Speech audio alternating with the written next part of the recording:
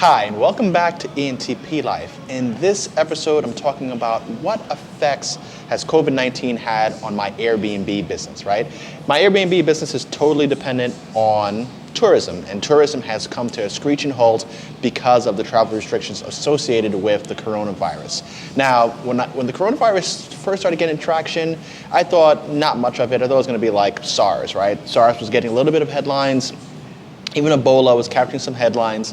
And I was like, all right, it's not going to be too much of a problem for me. Boy, was I wrong. So in this episode, I'm going to be covering exactly what effects it's had on my Airbnb business, what I'm doing about it, and what Airbnb is doing about it, because they just released a notice yesterday of how they're trying to provide relief for hosts. Now, if this is your first time on ENTP Life, we mostly talk about real estate investing, business, and anything else that I'm interested in. And if those topics interest you, please make sure that you subscribe and turn your notification bell on. Also, make sure that you like this video because it helps to promote the video within YouTube's algorithm. They use a combination of likes versus watch time, so watch this through the end, like the video if you like it, and if you have any questions, please leave your questions in the comment section below. So as I was setting up for a recent trip that I took to Sicily, I was looking to pick up some property through the Euro sales. Now I'm going to be putting out a video on picking up a property in Italy during this crisis, and specifically the Euro home deals that are going on in Sicily. And while I was getting set up to go, I started to get like these warnings from people who are saying, don't come to Italy, or don't you know that the coronavirus is picking up traction in Italy? And I was like, you know what? I don't even care about any of that stuff. I've seen that, the Ebola virus came into effect right around, election time. There was the Zika virus around the Olympics in Brazil. And I always felt like there was always a correlation of these viruses circling around these major events. And it was like, you know what, I always just felt it was propaganda. So I was like, whatever, I'm going to go to Italy and I'm going to make this happen regardless. And while I was in Italy, all I was seeing on the news was coronavirus, coronavirus, coronavirus. And then the market started to tank. And that's what caught my attention. So at this point, I still didn't have any cancellations. And if you look back to my previous video on how to get started on Airbnb and the numbers behind it, where I showed my bookings from that point through the middle of the summer, I was fully booked. But then I started to get cancellations, and that's when things started to get real for me. Now, the cancellations came about once they started to quarantine that section of Italy and restrict flights coming in from Italy, and there was talk of shutting down flights from Europe. That's when it really started to go down. A lot of my travelers are coming from Europe, France, England, Italy, Spain, and one day after the next, each one of these countries was labeled a hot zone, and my bookings just started to get retracted. Started with one in March, then another in March, and then all of April got wiped out.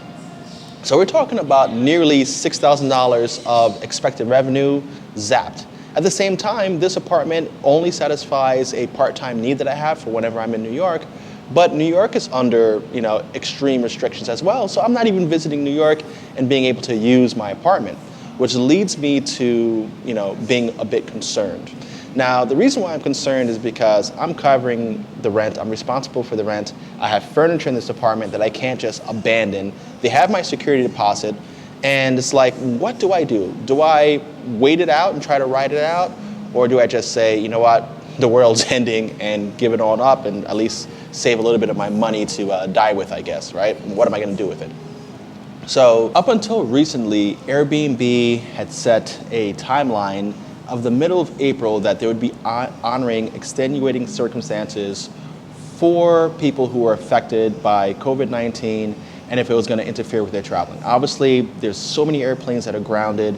People can't even leave their countries or not allowed to enter the United States because we are a hot zone as well. And that pretty much nullifies their trip. So Airbnb was actually honoring the guest and saying, hey, you know what, we'll honor 100% refund even though the cancellation policy is not that.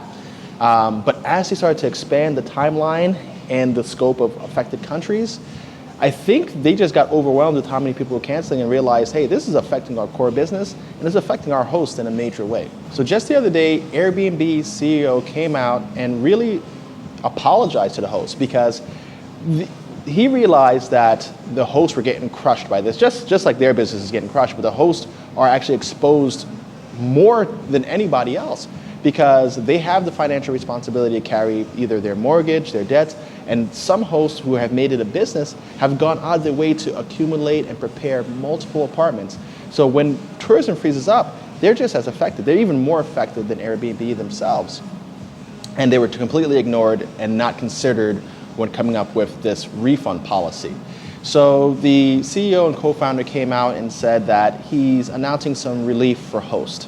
Now, what is that relief exactly? Well, Airbnb decided to come out with a $250 million relief program whereby if people were to cancel due to COVID-19 through May 31st, the hosts will be reimbursed 25% of what they were supposed to collect in booking fees, all right? So what effect that 25% has for the host is really about 50% of the covering costs or the cost for an Airbnb host, right? So if I'm making $4,000 a month, right, on Airbnb and they're covering me for $1,250, my rent is $2,300. So that just is about splitting the cost with me, and I think their numbers pretty much match up with that, and that's why they came out with the 25%, because they're like, hey, we're sharing the burden with you. Now, this $250 million relief fund is only going to cover from March 1st through May 31st, if I remember correctly. And anybody who booked prior to that time zone, prior to COVID being announced, is going to be honored, right? And anything after that is still up in the air. And the way that the trend is looking is that if they cover through May, that's probably the tail end of this crisis, because we're seeing that the life cycle is about 3 months, and we even started to see in the United States that the numbers are starting to kind of tilt. And also in Italy, that has been grossly affected. We're seeing that things are starting to slow down there, and the curve is starting to turn. So if we take the next 2 months and still practice social distancing and kind of withdrawing ourselves from the system, things should start to normalize, and the world can start to rotate again, right? Because things have come to almost a standstill. It's unbelievable, actually. I've never seen anything like it. Anybody who's watching this, anybody who's alive, has not seen anything like this in the world. Really fascinating stuff. Another thing that Airbnb is doing is they set up another $10 million superhost fund where they're willing to give grants up to $5,000 to those who are labeled as superhost. My New York City bookings is not set up as a superhost for whatever reason. I think my numbers do qualify for it, but I never received that designation, so I'm not going to have access to that money. But they have $10 million set aside for superhost, giving them up to $5,000 in loan or grants that is forgivable, so that they can maybe make their mortgage payments, carry the load as well, right? Because they may have 10, 15, 20 properties all affected. And if you're looking at it from my numbers, if I had 20 apartments at $2,000 a piece, that's a $40,000 a month obligation. And that could be really costly for someone who's generating zero in revenue because their revenue stream has come to a halt. So they're trying to do their best to hedge that for those superhosts, but it doesn't quite affect me. Now, overall, what does this mean for my plan with my Airbnb business, right? Right now in Colombia, I am bleeding. That operation in Colombia has never really made money. It's only been break even because Medellin is like this weekend city. So half of the time, I probably have like a 65% occupancy rate. And to be profitable, really, you really need to be at like 80, 85%. And then, on the really good months, 100%, and those months kill.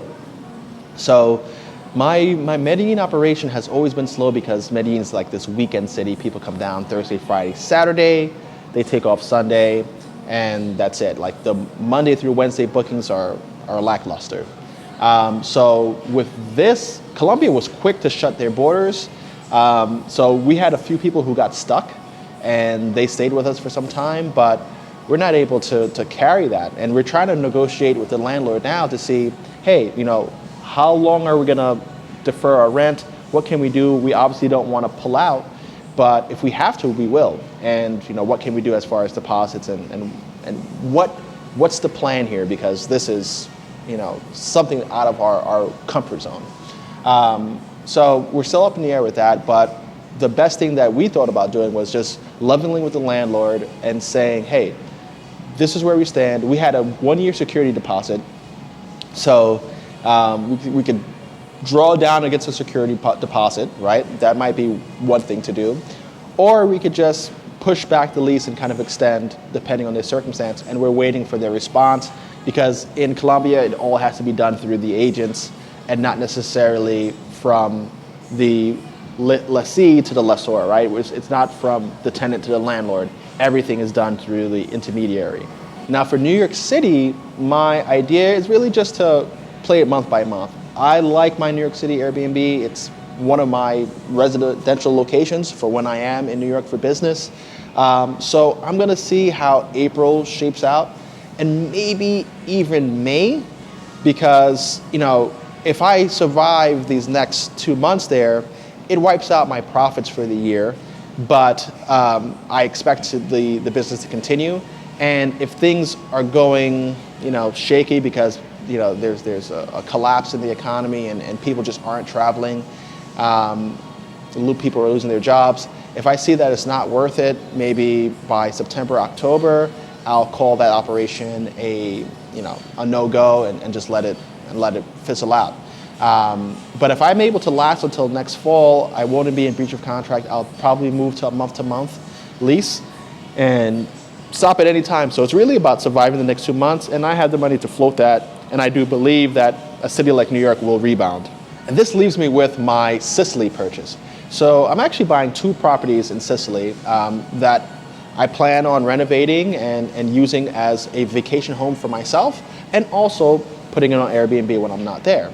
Now, like I said, Sicily was doing these Euro home sales, and that's what drew me out there. But I ended up finding these really nice properties that would work perfectly for a Airbnb or a family rental. Because one of them is a 3-story home, beautiful view, and I can't wait to put that video out for you guys. But it's really gorgeous over there. The other is a 1-bedroom home that is like a corner unit. It's 2 floors. It's tiny, but it's very cozy and comfortable and has an excellent location. So both of those I'm getting for super cheap, and I think that even after all this kind of plays out, that I'll still be able to make money, because Sicily is a beautiful island, and in the summertime it's always going to be a draw. So that operation is not changing. I'm just hopeful that none of my sellers have been affected. I have one of the sellers, she's an elderly woman, I think 91 years old, and obviously we know what COVID-19 is doing to the elderly population. So I'm concerned with her well-being, obviously, and also what will happen if she were to pass away while we're in contract, right? That's one of my concerns. The other home is being sold by a younger family, so I'm not too concerned with that deal souring, but obviously I want both the properties. I have them in contract, and I expect to close on them before June 1st, so that I can start renovations and have it ready for at least the tail end of the summer. Now, if you're an Airbnb host, what I highly recommend that you do is try to negotiate terms with your landlord or your bank, right? If you're a homeowner and you're renting out your home, or if you're just leasing an apartment, like as a rent-to-rent strategy, just talk to your landlord about it and make sure that your landlord is aware of your situation, and maybe they got a little bit of a deferment from their banks and they're willing to work with you, or they're willing to maybe take a portion of your rent and add it to the back end of each additional month once things kind of normalize again. Talk it out, man. Your landlord's a human being. They're dealing with the same pressure as you. They're trying to figure it out the same as you. They know what's going on. So level with them and see if you could renegotiate your terms so that it works out in your favor. Now, if you haven't been discouraged by being an Airbnb host, I do have a link down below that allows you to earn once you do become an Airbnb host. If you're in an area that's not too affected and people are still traveling to, it might be a really good idea to set up an Airbnb account You can rent out a room. I don't know if you can rent out a couch. I'm not sure if couch surfing is allowed, but you could definitely rent out a room. You can rent out a guest house or your entire house, and it's a good way of making an additional income, especially if you see your income is being affected. Airbnb, I highly recommend. They seem to be a stand-up company. They're trying to do their best to mitigate the situation, and I still recommend it as a viable, business option or side hustle if you're interested in generating a little more income.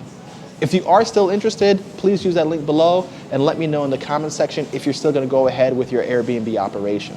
Thanks again for joining me here at ENTP Life. I hope you've enjoyed this episode and it's been informative for you, and I'll see you in the next one. Take care.